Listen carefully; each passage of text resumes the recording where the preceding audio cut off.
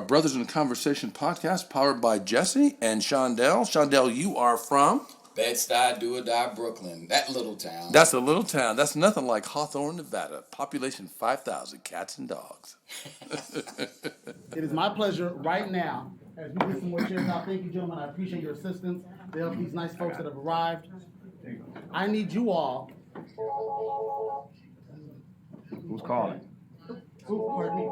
Well, that's what happens with the live broadcast. It is. That's right. It is. That's what happens when it's live. So once again, very quickly, I'm going to ask everyone to please take another quick opportunity to silence your cell phone, because we're about to begin right now, ladies and gentlemen, with our first speakers for today at the Coffee and Commerce. Yes, Decade in Review. What's your new decade resolution? So this is not just New Year's resolution. Not New Year, New You. This is a whole new decade. You got a whole new 10 years to get ready for. Who's ready for the next 10 years? I read somewhere that the best time to plant a tree is 100 years ago. The second best time to plant a tree is right now. So I'm going to ask that question again. Who's ready for the next 10 years? Woo! So to help you continue to get ready and stay ready, because you know what they say, if you stay ready, you never get ready. I need you to start clapping right now, ladies and gentlemen, for your first speakers this evening. Do it. Brothers Conversations, Jesse Farrell. Hey, y'all. Well, before we get this started, we're going to do the plan before the plan. And the plan before the plan is, if it wasn't for Lisa Farrell, Shondell and I would just be passing in the wind. She recognized the quality of conversation whenever Shondell and I were together. It created a magical thing and an energy thing that Shondell and I may have been tapped into, but we didn't really tune in. We took it for granted, basically. Yeah, but she'd be sitting over there crying and laughing. And all that. So like, what's up with her? Right. So what Shondell and I are going to do, we're going to do some impromptu things. We're also going to interrupt one another graciously. When he's excited, I want him to cut me off. When I'm excited, I get to cut him off. And we always pick up each other's Yeah, no thoughts. problem with that. Right, so there we go. Yeah. Can you feel it right there? Yeah, cut him off. We want this to be a conversation that you, like you're eavesdropping. You know when you hear that conversation you have no business being in, Shondell? Mm-hmm. But you're eavesdropping because it's really good. Fly on the wall. That's exactly what we want to create. So we've already announced what this is about the decade thing. Let's talk about what that really means. Man, what does that look like? 10 years. So decade in review. What does Decade that in mean to review. you? What that means to me is that when I started out this decade, it's amazing. I started with the Urban Chamber, 2011. I came to the Urban Chamber in an effort to revive and bring it back to what everybody wanted it to be. And that was one part. But the main thing that happened in my life that really changed how I look at things was my father passed away. We went back to New York. And at the end of the last decade, and it was really an up and down year. The recession had just kicked off. We had a lot of things going on. People don't realize that at that time when the church chamber asked me to come in and be in leadership, I was also in mourning. Okay. I was in mourning because my father, the patriarch of my family, was he passed away. He was the guy that made sure that we got out of Brooklyn. Sure. You heard that story many times. Grew up in Bed-Stuy, do or die, and 2 out of every 10 black males supposed to make it out. Sure. And all of my brothers made it out. How about that? All of Round them. of applause for that one. Let me cut into what he's saying. This is a conversation about people. Yes, every now and then we're going to focus on different segments of people and different where you've come from and all of that. But at the end of the day, I think that we're all living the same lives, and we're swinging on that pendulum. And that pendulum swings both directions throughout our lives. Mm-hmm. However, what do you think, or do you know the answer to the number one, the largest dying segment of our population? Do you know who that is? Those who die faster and larger than others. Mm-hmm. Young black men. Young black men. Why is that? We talked about it a few times. We can talk about There's that. a lot of stuff. I don't know that they'll be as interested in the why. I think there are a number of circumstances and conditions that help create that. I think there's some inside stuff that happens, and there's some outside stuff that happens. we become real quick. I'm just going to give you a quick snapshot of. My father said we become endangered because our black men don't take care of our black men because there's not enough black men to take care of our black men. Fair enough. In other words, that? Where the black men go, where they at? Where they at? Right? Dead or in prison. Well, let me just say this to you. But we're here. Right? Right, we are here. Yeah. Funny you should say we're here. Brandon's here. Guess what you're going to say? Shondell says we're here. I never saw myself getting to the age of 30. And he's from Hawthorne. Oh, he's going to roll the brother under the bus under that. I sure am. I wasn't even going to go there. I was one of some stray horses. See, that's what we do with each other. That's what we do. You know, John Dale don't even give you one. He just pushes you under the bus, right? I'm talking about Bed-Stuy. I'm running through the hood. Jess, you all right under there? You okay? I see your teethus. Yeah. Right? That's what's up. So check this out. Anybody know where Hawthorne is? Right. Okay, there you go. Raise your hand if you know what Hawthorne is. Give me an amen if you know what Hawthorne is. Man. Give me an amen, my brother, if you know where the lake at Hawthorne is. Right on. Walker Lake. There it is. So check this out. It wasn't Hawthorne that did that to me. It was a number of other conditions. But Hawthorne did have some validation towards that. I saw myself getting to the age of 29, and I did not have a life plan beyond 29. When I got to 30, I said 2 words. Oh, shucks. Well, it was another S word. Right. But so I had to figure it out. I'm literally double that age now. Literally. I'm literally double the age that I ever thought. So I am 30 years into the bonus. Right on. See, life is not about what happens to you, team. All of us spend a lot of time talking about this happened to me or this is happening to me. The focus has to be, what are you going to do about what's happening to you? Yeah. What are you going to do about what has happened or what is happening to you? Yeah. I think you put some energy towards what's happened so you don't lose where you've come from. You guys get that? Say yes. Yes. But the biggest focus has to be, what are you going to do about it? So the biggest thing for me was like when my father did say, when he left, I had to say, okay, now I'm the patriarch of this family, so I have to be the leader. I can't. You got to step your game up. I got to step my game up. So I didn't get time to mourn or do anything like that, but I did get an opportunity to deal with it mentally. I got some counselors and people who helped me out. And I think it's important that people understand that you're always going to have adversity. Right. You're always going to have adversity. One of my favorite quotes is the Dr. Martin Luther King quote, right? Okay. Remember that one? Tell me which one. So the main one, when you think about what Dr. King talked about, he said the ultimate measure of a man is not where he stands in times of comfort, but where he stands in times of challenge and controversy. That is stuck in Tiara's brain. That is stuck in all my kids' brain for one reason. Did you guys hear that? Say it one more time. But whoa. One more time. Brother, say it slower this time. No, I'm New Yorker, man. Get out of here. The ultimate measure of a man is not where he stands in times of comfort, but where he stands in times of challenge and controversy. That's important. That's huge. Yeah. That's huge. Because challenge is going to happen. Adversity is inevitable. It's going to happen. So you just have to be prepared for it. And you got to take challenges, like my man Brandon Ward, take a challenge and turn it into an opportunity, and then turn it into opportunity for others, right? And Brandon will tell you his story. He'll be here tomorrow, so that's a good quick plug for him. You want to come hear what he's talking about? Come see him tomorrow.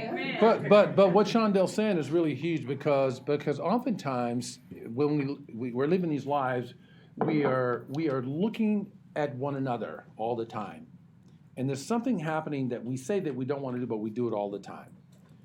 What do you think of when you see someone that has a gray beard that's down to here? Do you think that's down to here, 12 inches, like way long? What do you think? You think what? Okay, that's a new millennial kind of thing. Yeah. Did she say it? So I see the brother right there behind the net. He got a beard. No, but his is trimmed. It's not real long, but no, but that's Joe, right? Joe's trimmed. His tight. Yeah, it's trimmed. What do you think of when you see someone standing on the corner? Let's say that they are of the age of anywhere between 19 and 22, and their jeans are hanging, drifted down about the calf level, below the butt. Right? No ambition. What are you thinking? They have no ambition. Okay, They want to go nowhere. got it. What are you thinking over here? I'm thinking, where's your father and your mother? Right. No male role model. They're not going to get a job. So what we're doing is we are judging. Judging, yes. We are judging when we do that. Mm-hmm. We have to be very mindful to not judge a book by its cover. Mm-hmm. Yes. You guys got that? Yes. All the time. Yeah. Don't think you're looking into my face and you know all about me. Right. I love being a person of color. Yeah. You know why I love it? Because it is one of those things that if I allowed the limitations that were placed upon me growing up in the 50s and 60s, I wouldn't be sitting here today. but I refused that, just like Shondell has. Same thing. And so I say all that to say that Martin Luther King, you don't have to see the whole staircase. You just have to take the first step. Exactly. That's faith. Right? That's real faith. So you read. So that becomes part of it. And so don't let your life be about what has happened to you. Yeah, so when I was, and so reviewing this whole decade, look at this. It's like I said, starting chamber, business going down, 60% of revenues lost, coming in now, then my daughter enters, my son, my wife, my niece, everybody comes in. Guess what happens? Through adversity, we became a stronger family. Why? We became a stronger family unit. Why and how? Because when all else fails, you reach out to the people who are closest to you to help you lift. Now, and then we got other family members. So, which meant you had to have been building that before you got there, yeah. But also other family members, your chamber family members. I know Paula's one of my family members. I know Danette's one of my family members. People, you're one of my family members. Love Lisa, of course. No, don't get jealous. I get it. Sit down. But this is how we do things. And this unit, and this is what we built at the chamber. We built at the chamber over the last decade a family.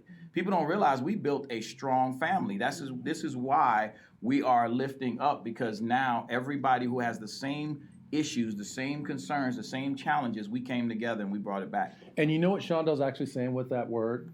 What he's saying is something, and he and I have not had this conversation, but a lot of times our thoughts are spot on. He's talking about the power of the village. Yes. They say it takes a village to raise a community, child, right? Yep. It takes an international village. So what he's talking about is the power of the village. In the book, How You Leave Them Feeling, I write about the power of the village. It's my favorite chapter 9. You will get to where you're going because of the people that you connect yourself with and who you're surrounded So I'm by. gonna take you back on the history. So when Paula was on the board, we had Jess come out and speak to the Urban Chamber, 2011, 2012. Yep. We brought him out Yep. to talk about how you leave them feeling. And that was, again, another foundation of how we come together as a family. It's all about how you leave them feeling. Think about the emotional connection that I said I have with Ramon Savoy, because he reached out and said, hey, I want to do a story about your family. Nice. That is a connection, and then that built on a relationship that we have to this day. I look at him as a mentor. I look at him as a father figure. I look at him as a person that I can go to and really help me to grow. Absolutely. In those times of challenges. So even he may not know it, but when my father passed away, I sought out other people like Ramon, like some of the other people, and some of them might, at this time, people might see as controversial, like Louis Overstreet and others. But you know what? Everybody adds something. Always. Everybody adds something to your life. I think people sometimes, because there are friction and things like that, I don't run away from that. I always seek out wisdom. So the dude with the long gray beard, I'm looking for him. Right. I'm looking for him. That's interesting he says that, because I want to come back to that. I have this program called my Pick a Stranger program. So I pick a stranger that I don't know, and I seek to do something to improve that stranger, whether it's buy them coffee and don't put my name on it. You're at the movies and you buy their pop. Hey, did you see that person in the back? They've got large popcorn and 2 sodas. Let me pay for that, but let me get out of the way. I don't want them to see me. So I'm driving down Charleston and I see there's my stranger. He's sitting in the thinker's pose. You know what the thinker's pose is? Say yes. Yes. He's sitting in the thinker's pose, and he's sitting outside of Carl's Jr., right? Oh, I got him. Thick locks of curly gray hair, ice cold blue eyes. Oh, I'm going to get him. I walk up to this stranger and I said, excuse me, sir, do you need any money? What he said to me affected me for a solid week and changed how I do things. Wow. He said this to me, calmly looks up. Everybody needs a little money sometime. Ooh, that's not what I meant. What I meant was, can I help you with something? Right? Yeah. That's what I Shook really you meant. up. Shook I you go up. inside. He did shake me up. I buy myself a burger. I buy him a burger. I put $6 in a bag. I put I walk outside. I give it to him, and I drive away. And it took me a whole week to get myself reconciled from that lesson. The lesson was, don't walk up to people and think you know what they want or need. You know, ask. Big mistake, yeah. What if all he needed was a hug Right. or a handshake Yeah. or just a conversation? It wasn't on me to decide what he needed because of how he looked. I've never made that mistake again since then. That's good. So the how you leave them feeling concept, real short, it came from being on a coaching session with a Canadian client, very powerful client, and he was really hammering his vice president of marketing, and I could see it. And I've been getting to help him with it, but he kept cutting me off, so I stopped talking. 42 minutes later, he says, "Are you still there?" I said, "Yes." He said, "Well, what do you think?" I said, "Well, I think if you really want to create an incentive to help people with what they want or need, or what you want or need, it's about how you leave them feeling." Yes, for real. And then I got off the phone. I wanted to hurry up and find that book. I wanted to get him the book. And I couldn't find the book. I know it's got to be a book called How You Leave Them Feeling. It's not there. So then I think about my village, who can write the book so I can get it to my client. I get, no. Holy smokes, I'm supposed to write that book. And that's where it came from. Yeah. Who do you think was the first person to buy that book? Me. No, that guy. Why didn't I buy it first? I thought you told me I was didn't know, your first. But I didn't know you yet. You're my second. You're my second. So that particular guy, he bought the first 2,500 copies. Nice. And he invested $14,000, and he never knew that he was the concept that the book was built around. Wow. He might now, he's watching. Yeah. Oh, now he knows. But so that's the concept. So let's get into this in terms of this decade review. So you've given your decade review, and so what do we want our folks in here to gain from what you've given us? So let me tell you about the decade in review. And I say this many, many times, so if you heard this before, I apologize. But I always say, you look in the rear view mirror for perspective, and you look into the windshield for focus and opportunity. So what you do is in your decade in review, make it a snapshot. Because when you drive, you don't drive like this, right? You don't look in your rear view mirror because you'll run into somebody going forward, or you have a terrible wreck. So what I say all the time is, glance in your rearview mirror. Look at the perspective. Look at where you came from. Look at what God has done for you. And then you look forward. Look into the windshield and look at the focus and opportunities that you have. Don't let things like procrastination, don't let things like other people. The worst thing you can do is have the wrong people around you. Let me just tell you, and I'm hoping my youngest son is listening to this, because I always give him this. Is my youngest son always tell me, "Well, Dad, I can't believe this girl did this to me, and this girl did this to me, and this girl did this to me." And I said, "Because you keep dating the same girl." Right. He said, "What you mean? No, they different." I said, "No, they're the same girl." Right, same profile. One of them kicks you out. One of them burns your clothes. One of them steals your money. That's the problem. They're the same, but they're the same girl. Yeah, right. That's the same chick you keep dating. Shondel's son, I'm sorry. No. Hey, listen, they know they're fair game. That's why Tiara don't mess up that much. If you're watching, I'm sorry. I'll put you on blast. But my point is this: Tiara's in the back going, "Don't you go there." Oh yeah. No. She learned quickly. When she had that bad boyfriend, she got rid of him quick. My father hooked him back up again. But let me Whole nother story. That's another podcast. Right.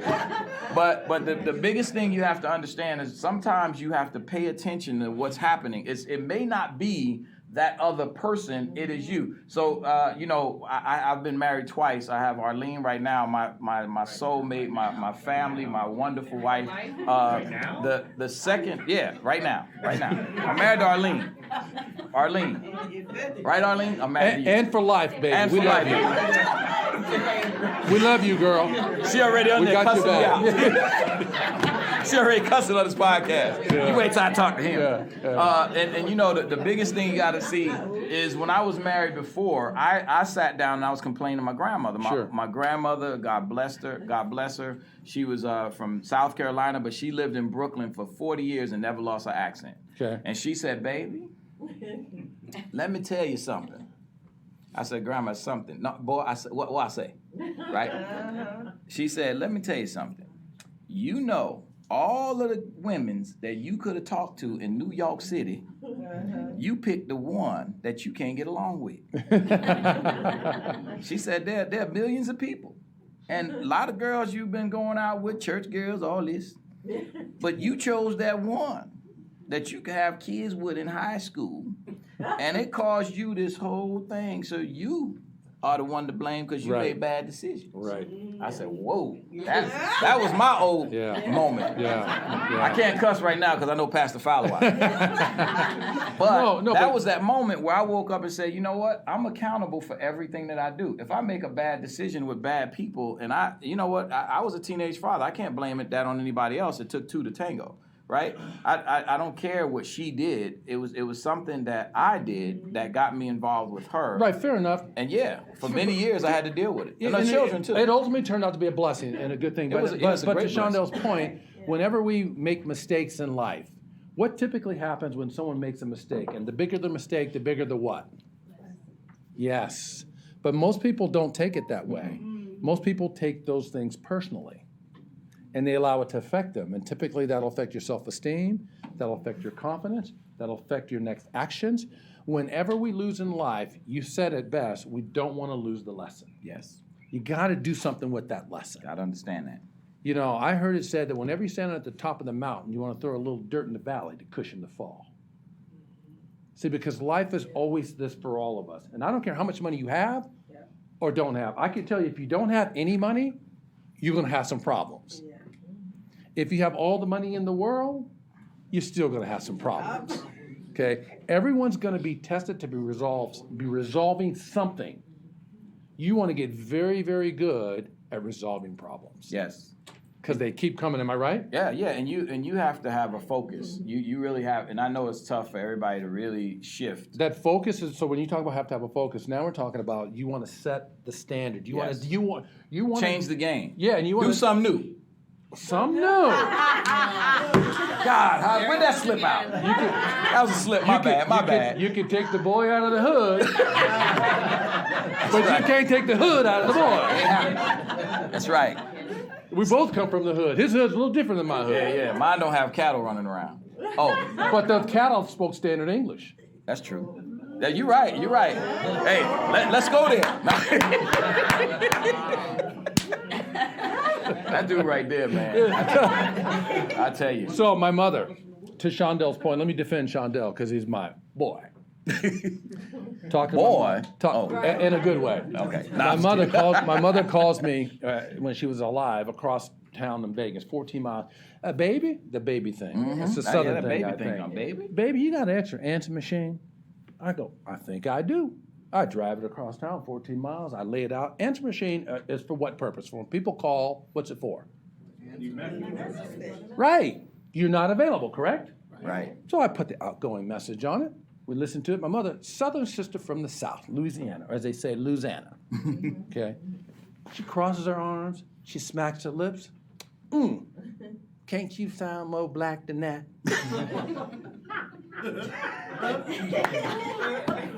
I can see that. I see you with a wig on looking like your mama. I can see it. I said, Mother, you have 5 other very black children. Okay. If you want this to sound more black than this, I highly recommend you call one of them. I said, because my understanding is these devices are for anybody that calls, not just black people, to know you're unavailable. I said, I am not going to re-record that. I said, and quite frankly, let me tell you something. When I was a child, I had to move where the family went. Right. And they moved to a predominantly white area. My mother and father did this to me. So you might want to get over and call one of the other black children. I'm driving home, and every mile I get madder and madder. Because I'm sick and tired of black people telling me I'm not black enough, and white people telling me you're not black. You're not black. You're like us. Whoa, wait a minute. I'm just who I am. Who I am. Yeah. I get home and I spit up on the page. I'm letting it all. I put it down. Wait, let me call it something. Black on black prejudice. I put it down. I wake up the next day, reading this now. I say, wait a minute, this is kind of good. I swear to God, I said, this is kind of good.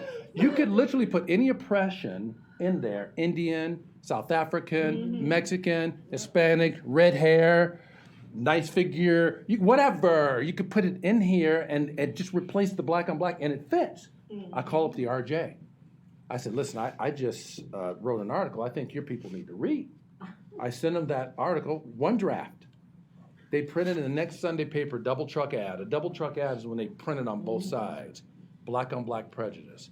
I have never defended how I sound since then. Yes. And you know, one thing, I'm glad Jess bring that up, because here's one thing that I'm making as even, not necessarily a resolution, but a promise. One thing that I'm gonna promise to do is to help black folks understand that if we are actually the first people on earth, then we should not be monolithic. Because some people have kind of put us in a box and said, this is how you should sound, Right. this is how you should look, Some this of is our how own you should people walk, even. this is how, yeah. And probably, and you know what's funny is as I'm reading a book again, Tiara and I are reading a book by, help me out, what is it? David L. Stewart. David L. Stewart, right. David L. Stewart has a book called Doing Business by the Good Book. If you don't know David L. Stewart, he owns Worldwide Technologies. In the 70s, he created his business. Last year, it went over $10 billion. He actually sponsors NASCAR races and everything. So the guy is very, very successful. African-American. Okay. And he said one of the biggest detractors from him going into the IT business, because they said it was a white business. Right. One of the biggest detractors were African-Americans. And I said, well, why would we do that to him when he's trying to grow? Because people are afraid of the unknown. People are afraid of going to places Correct. where they're like, oh, no, that's not for you. Even if it's good for them. Even if it's good for them. Because Right. I'll tell you one thing my grandmother thought. My grandmother's like, baby, and again, remember, she's from South Carolina, and she grew up, in the early 20s Sure. and 30s and 40s and stuff like that. And she said, I don't want you to go out there on the West. Because, they killing all them Indians. And guess, they might lynch you when you get out there. I just don't want you out there. And I said, wow, that is really, but that's her perspective. Right. And that's really how people think. That's their perspective. And so I'm giving people advice like this. It's like, look, open up, because we have a global thing going on here at the Chamber. We are very, very global. We're focused on the world. We have one of our members who is helping the NBA to expand out in Africa. We got people who are going to Australia. We got people going to different places. What I want people to think about in the next decade is not think of African Americans as this group of people who all grew up in the South. I don't want you to think of us like that, because they had slaves everywhere, right? They had slaves in many different places. But what I want you to think about is open up your mind to the greatness, especially those of you who are of African descent. Think of the greatness that you can actually be and not limit yourself based on that greatness. Then I want other people, when you look at an African American, I don't want you to look at the dude with the saggy pants, because that's not where we came from. Don't look at the person who is out creating mischief. I want you to think about the people who are the great people who happen to be African American. I want you to think about the Paul Robesons. I want you to think about the Worldwide Technologies and David Stewart. I want you to think about the Shondell Newsoms, because we are going to be great despite all of the challenges that have come against us. So that's what I think is the next decade for me, is we're going to another level of greatness. And that's all I could think about. Well, no, I appreciate that, Sean. I know And that. I know we got time. We're going down to like 3 or 4 minutes. Okay, so let's open it up to our audience then. And is there anything that you've heard that's resonated with you that can actually serve you, or do you have any comments or questions for us in the back? I like what he just said. I've always been different in my family, because I don't like people putting me in a box. I'll think for myself. Don't tell me how to vote. Don't tell me where I should go live. Don't tell me what kind of job I should have. Because I want to do what God put inside of me to go do. And if it's following somebody, I listen to people who are very smart. I want to learn from them. I don't care where you're from. Right. I want to learn. I've talked with elderly guys who were in a home, and get an idea what it was like back then. I want to Nice. know what it was like for people. Because that gives you additional perspectives, right? What's your first name? Greg. Let's give Greg a round of applause on that. That's good. Next.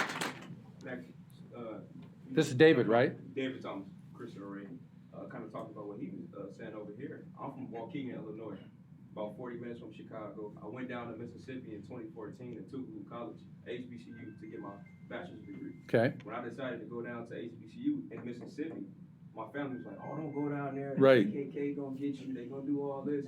I decided to take that step, go down there. I got my bachelor's. I came back to teach. Then I moved over here to the West Coast to teach. And I grew up in a community with Hispanics and blacks. And I tell my students all the time, since we're predominantly Latino and African American school, I let them know you're in the same boat. So don't think you're better than the next person. You got to uplift each other. Yeah, good job. That's perfect. Round of applause for that. Thank you, David. Because we're all in this together. Yes. We're all in this together. Another one? Shondell said that it's not enough black men taking care of black men. And, I'm just a big proponent of that because I feel like we're the most influential. And I feel like just one of us can make, so many different lives change. And we need to be aware of that. And we can tap into that energy. And we need to really get out our messages and really reach to hopefully the youth. Because that's the foundation of where we're headed in the future. Let's give Brennan a round of applause on that I one. just want to tack. And don't lose your thought. Don't lose your thought. Because one of the things I want everybody here to understand what that means. Because here's the thing, and it's been this way since the 70s. It's been this way since the 70s. People got mad at me on KCP one time because I said we have to stop. We have to stop normalizing or making it normal for us to praise black women for being single mothers. And just so black women, so you understand, I was a single father with 4 kids. So I understand what you're going through, but stop praising and start doing something about it, because that is actually a tragedy, and that's why the stats are hitting the way they are. Only in the United States of America, only 2 out of every 10 household has a black father in it. Only 2 out of 10. And that is a tragedy. And it has been that way for over 50 years. And the biggest component that he's saying is that affects all of us, That not affects just the all people in that of us. community. Yes. You had a thought you want to share? Oh, I just wanted to share that I think it really does take a village, and I think it is very important that you stand on your own ground and where you are with God. When I left Nebraska, everybody told me not to leave Nebraska. When I moved to Utah, I had 8 phone calls on the way there. Don't go there, Dawn. Wow. And I shouldn't have. But But you learned something from that experience. That was that village trying to help. Yeah, and that's the thing. Is if I would have stopped in the move and stuff, I would have known not to go there. My car broke down on the north and south side of Vegas. There were all kinds of things telling me not to go there. In other words, follow your intuition. Exactly, and follow yourself, and just get quiet and listen to yourself, and quit listening to the people around you, because they're always going to give their view, not yours. Say your first name. My name is Dawn. Dawn just made a very, very huge point. Get quiet. Get quiet. I know we have to wind this down, but let me ask you guys this. Get quiet. By a round of applause, how many of you ever take moments, like 5, 10, 20, 30 minutes out of the day to do absolutely nothing? No sound, no music, nothing.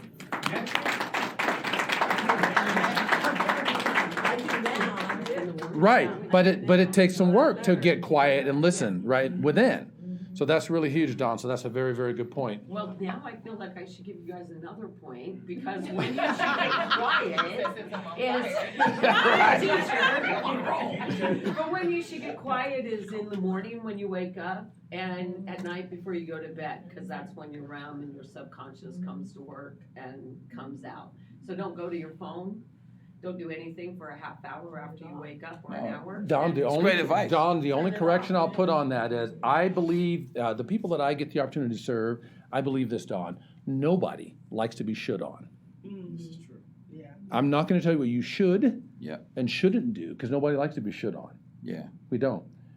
What Don is saying, as a recommendation, you have an opportunity of choice. And the choice that she's recommending is that, and I agree with her, because we do morning silence, midday silence, and evening silence. We literally do it 3 times a day. Well, it's hard. It's hard when you got grandkids around. I'm just telling you.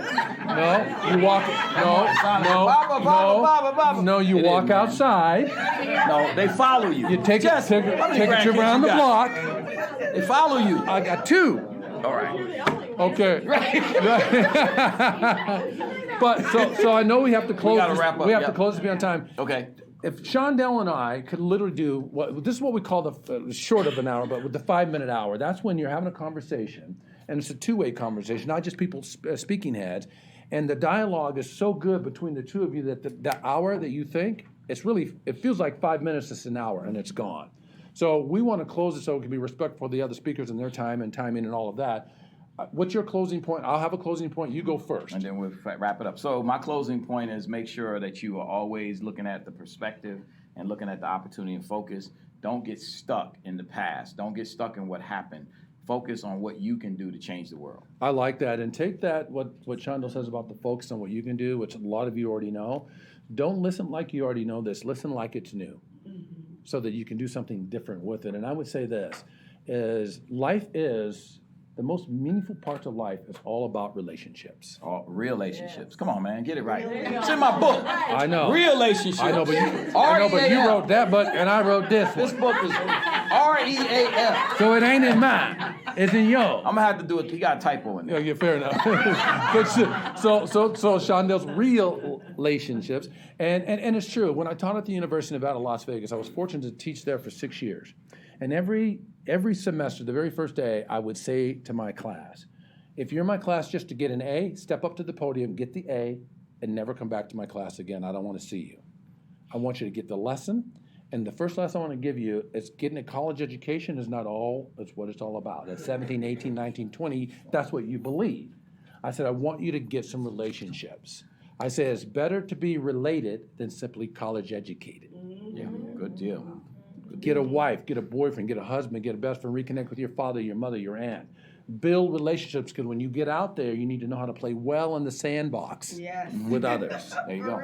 You guys got that? Got it. How about an amen? Amen. All right. So what do we do? Social media, how do you reach us? You reach us on, I'm on somenewmarketing.com, and Shondell Newsome, you can hit me up on any of the platforms. Yeah, and so with us, with justtalk.com, JESSTALK.com, we're going to leave a series of cards here in case you guys want some to reach out for further communication or whatever. You can also catch us on YouTube. You can catch us on Facebook for sure. And Shondell and Lisa and I always close our programs with a signature program. By the way, we want you to subscribe to our podcast, even if you don't listen all the time. Go and subscribe. You know, even if you pretend like you listen.